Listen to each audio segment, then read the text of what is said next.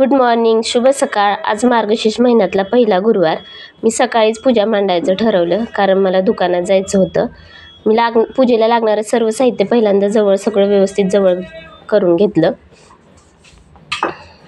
नंतर पाटावर चौरंगावरती वस्त्र अंथरून घेतलं. छोटीशी रांगोळी काढून घेतली. रांगोळी काय मला खूप छान छान डिझाईन काही येतच नाहीत. माझी एकच डिझाईन फिक्स असते, ती म्हणजे ही. रांगोळी काढून घेतल्यानंतर मग मी निरांजनीत तेल ओतून घेतलं. वात व्यवस्थित करून घेतली. निरांजन पेटवली आणि तिला तिच्या जागेवर ठेवलं.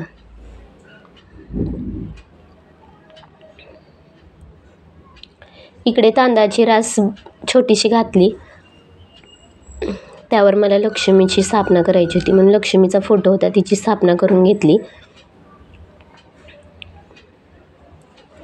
निरंजनीला हळदी कुंकू वाहिलं, तांदूळ वाहिलं.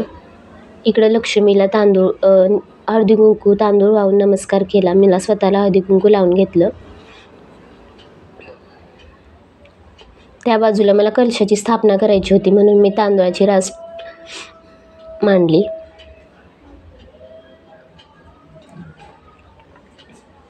इकडं खाऊचं पान ठेवलं. खाऊच्या पानावर सुपारी ठेवली. सुपारीला हळदी कुंकू तांदूळ वाहिलं. सुपारी म्हणजेच गणपती म्हणून मी सुपारीची पूजा केली. कुठलीही पूजेची सुरुवात करताना पहिल्यांदा आपण गणपतीची पूजा करतो म्हणून मी पहिल्यांदा गणपतीची पूजा करून घेतली.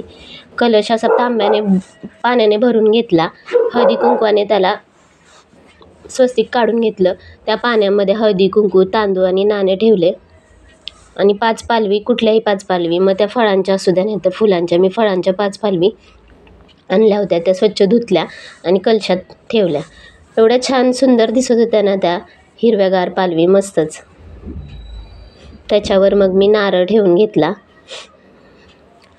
पहिल्यांदाच मी यावर्षी लक्ष्मीची मूर्ती आणली होती, ती लावून घेतली. कलश तिकडे तांदळाची रास ठेवली होती, त्याच्यावर मांडून घेतला. कलशाची स्थापना करून घेतली. देवीला दागिने घातले, वस्त्र घातले, नथ घातली.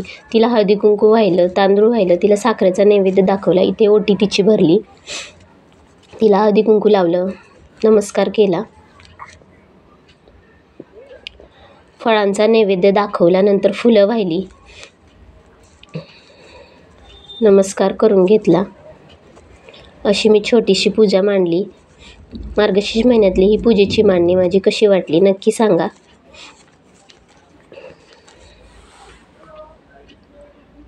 फुलं खूप भेटली होती त्यामुळं फुलांनी खूप छान असं मी सजवली होती पूजा. चला तर मग टाटा बाय बाय.